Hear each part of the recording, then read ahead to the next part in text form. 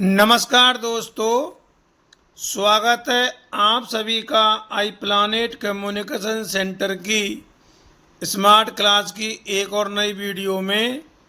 दोस्तों, मैं मदन मोहन गुप्ता आज आपको इस वीडियो के माध्यम से एक्सप्लोरिंग यूर कंप्यूटर अर्थात अपने कंप्यूटर को जाने लेसन के अंतर्गत विंडोज़ 11 बेसिक एप्लीकेशन और यूटिलिटीज़ के बारे में बताने जा रहा हूं। दोस्तों, ये वीडियो आप सभी के लिए बहुत ही खास होगी और ये एक्सप्लोरिंग यूर कंप्यूटर लेसन की 6वीं वीडियो है। आप इस वीडियो को पूरा देखें, इसे बिल्कुल भी स्किप ना करें। तो चलिए शुरू करते हैं। Windows 11 basic application and utilities. तो देखिए दोस्तों, विंडोज़ 11 में कुछ बेसिक एप्लीकेशंस या यूटिलिटीज होती हैं। जो विंडोज़ 11 है उसमें क्या होती है, कुछ बेसिक एप्लीकेशन होते हैं और यूटिलिटीज भी होती हैं।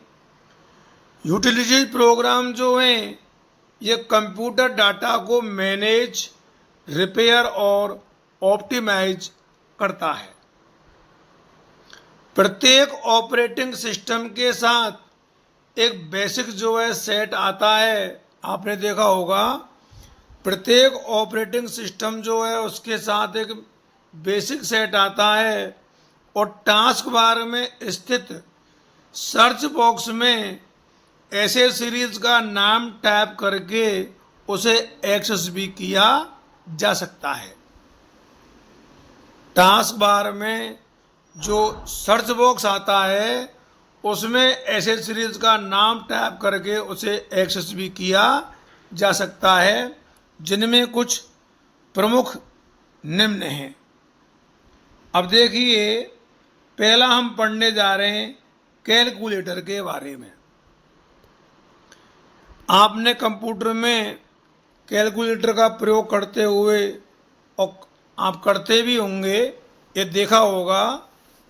तो देखिए, कैलकुलेटर का जो प्रयोग है ये मुख्य रूप से जोड़ने, घटाने, गुणा करने और भाग करने में होता है। कैलकुलेटर के द्वारा आप प्रोग्रामिंग, साइंटिफिक और स्टैटिस्टिकल आधुनिक गणनाएं भी की जा सकती हैं। यानी कि जो कंप्यूटर में होता है कैलकुलेटर, उसके प्रयोग से हम जोड़ भाग, गुणा भाग तो कर ही सकते हैं, लेकिन इसके अलावा हम कैलकुलेटर के माध्यम से प्रोग्रामिंग भी कर सकते हैं। साइंटिफिक और जो स्टैटिस्टिकल आधुनिक गणनाएं हैं उनको भी कर सकते हैं। इसके बाद आपने नाम सुना होगा मैथ इनपुट पैनल। तो देखिए, यदि आप मैथमेटिकल प्रॉब्लम को सॉल्व करना चाहते हैं, कोई भी आपकी मैथमेटिकल प्रॉब्लम है उसको आप सॉल्व करना चाहते हैं, अथवा कोई डॉक्यूमेंट या प्रेजेंटेशन जिसमें मैथमेटिकल एक्सप्रेशन का उपयोग हुआ हो को कंप्यूटर में लिखना चाहते हो, तो वहां हम मैथ इनपुट पैनल का प्रयोग कर सकते हैं। एक बार आप फिर को दोबारा समझें कि मैथ इनपुट पैनल जो है इसका प्रयोग कहाँ होता है। एक तो जो हमारी मैथमेटिकल प्रॉब्लम है उसको सॉल्व करने के लिए, और दूसरा अगर कोई भी डॉक्यूमेंट या प्रेजेंटेशन जिसमें मैथमेटिकल एक्सप्रेशन का उपयोग हुआ हो और उसको हम कंप्यूटर में लिखना चाहते हैं, तो वहाँ हम मैथ इनपुट पैनल का यूज करते हैं। यह जो पैनल है ये प्रोसेस को आसान और नेचुरल बना देता है। मैथ इनपुट पैनल में क्या होता है कि जो भी हम प्रोसेस करते हैं वो बहुत ही आसान बन जाती है और ऐसी लगती है मानो वो नेचुरल है, यानी कि प्राकृतिक है। यहाँ इनपुट पैनल विंडोज 11 के इनबिल्ट फीचर में रिकॉग्नाइजर का प्रयोग करता है, जो कि यहाँ से लिखे गए मैथ एक्सप्रेशन को पहचानता है। इसके पश्चात आप रिकॉग्नाइज मैथ को किसी भी वर्ड प्रोसेसिंग प्रोग्राम या कंप्यूटेशन में प्रयोग कर सकते हैं। तो ये जो है मैथ इनपुट पैनल के बारे में हुआ।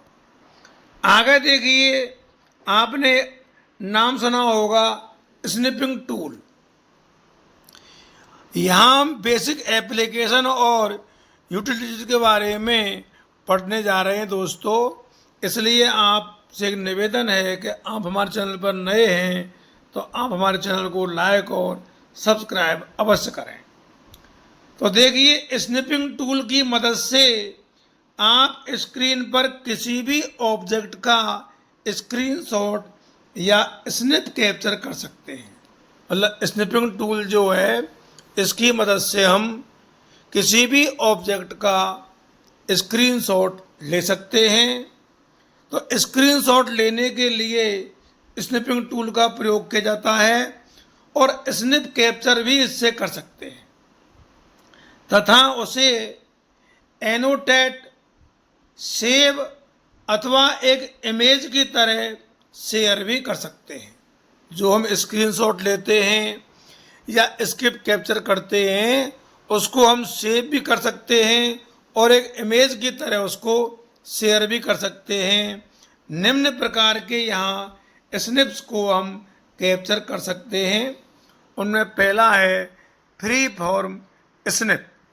तो देखिए, एक ऑब्जेक्ट के चारों ओर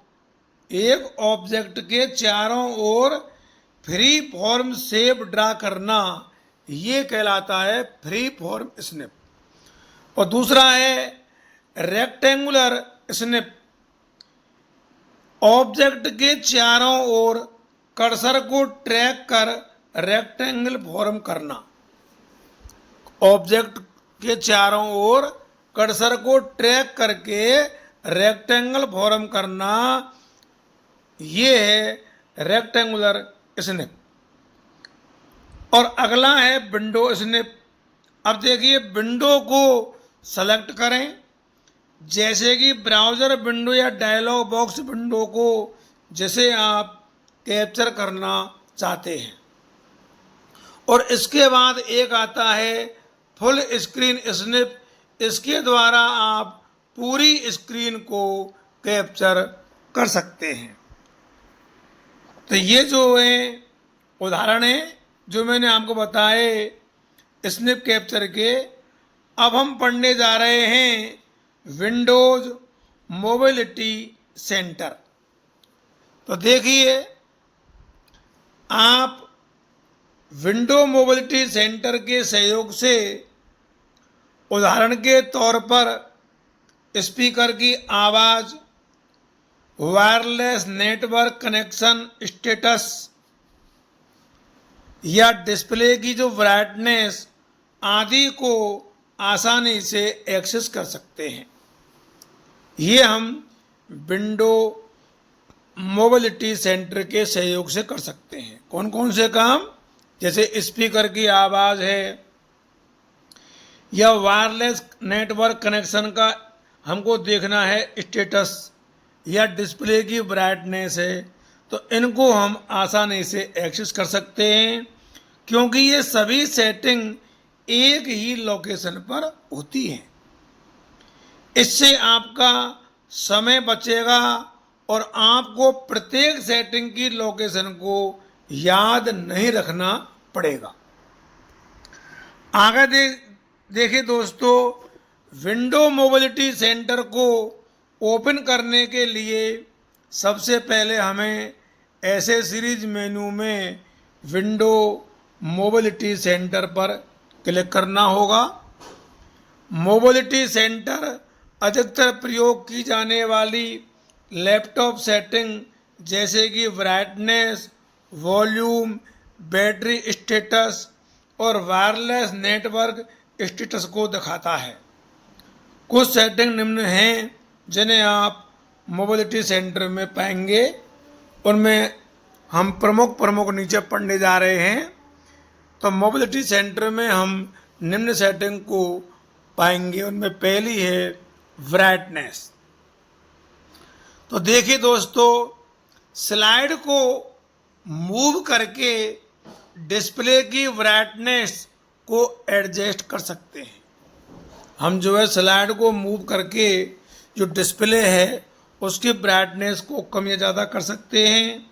आपके कंप्यूटर में पावर प्लान के अंतर्गत डिस्प्ले ब्राइटनेस सेटिंग को एडजस्ट करने हेतु आइकन पर क्लिक कर पावर ऑप्शन को खोलें। अगला देखिए वॉल्यूम। वॉल्यूम जो है आवाज़ के लिए होता है। स्लाइडर को मूव करके लैपटॉप के स्पीकर वॉल्यूम को एडजस्ट कर सकते हैं या म्यूट चेक बॉक्स को चेक कर सकते हैं। इसके बाद देखिए बैटरी स्टेटस। बैटरी स्टेटस ये बताता है कि बैटरी में कितना चार्ज बचा हुआ है अथवा लिस्ट से पावर प्लान को ये सेलेक्ट करता है। इसके बाद है वायरलेस नेटवर्क। यह नेटवर्क कनेक्शन की स्टेटस को बताता है अथवा आप नेटवर्क एडाप्टर को ऑन ऑफ भी कर सकते हैं। इसके बाद अगला देखिए स्क्रीन रोटेशन, मतलब स्क्रीन को हम घुमा भी सकते हैं, उसको हम रोटेट भी कर सकते हैं। आपका टैबलेट पीसी की स्क्रीन का ओरिएंटेशन हम पोर्ट्रेट से लैंडस्केप और उसको उल्टा भी बदल सकते हैं। इसके बाद अगला आता है एक्सटर्नल डिस्प्ले। लैपटॉप से आप एक अतिरिक्त मॉनिटर भी जोड़ सकते हैं या डिस्प्ले सेटिंग को कस्टमाइज भी कर सकते हैं। इसके बाद दोस्तों आगे देखिए, आपने नाम सुना होगा सिंक्रोनाइज का। तो सिंक्रोनस सेंटर जो है इसे हम सिंक सेंटर भी कहते हैं। इसके द्वारा फाइल सिंक्रोनस के स्टेटस को देखना, नए सिंक्रोनस को शुरू करना, सिंक्रोनस पार्टनरशिप को सेटअप अथवा सिंक्रोनस सेंटर में सेटिंग को बदल सकते हैं। इसके बाद दोस्तों देखिए अगला आता है पेंट। अब पेंट एक प्रोग्राम है, इसमें आपने काम किया होगा। तो पेंट एक ड्राइंग प्रोग्राम है, इसके द्वारा आप ड्राइंग को बना सकते हैं। हम पेंट में कोई भी ड्राइंग बना सकते हैं और डिजिटल पिक्चर को भी इसमें मैनेज कर सकते हैं। आप पेंट प्रोग्राम की मदद से पिक्चर फाइल्स को अन्य फाइल फॉर्मेट में सेव भी कर सकते हैं। कोई भी पिक्चर की फाइल है उसको फाइल फॉर्मेट जो है अन्य किसी में भी उसको सेव कर सकते हैं। इसके बाद देखिए दोस्तों सिस्टम टूल्स। सिस्टम टूल्स की मदद से डिस्क पर उपस्थित अनावश्यक फाइलों को डिलीट किया जा सकता है। यानी जो भी डिस्क पर अनावश्यक फाइल हैं उसको सिस्टम टूल्स की सहायता से हम डिलीट कर सकते हैं और डिस्क को फ्रेगमेंट कर सिस्टम की दक्षता को हम बढ़ा भी सकते हैं। इसके लिए डिस्क डी फ्रेगमेंटर और डिस्क क्लीन अप टूल्स का प्रयोग किया जाता है। तो दोस्तों आज की वीडियो में बस इतना ही। जिन लोगों ने ये वीडियो देखी है उन्हें बहुत बहुत धन्यवाद।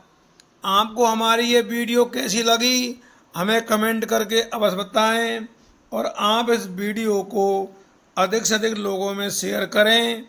एक बार पुनः आप सबके लिए धन्यवाद। जय हिंद, जय भारत।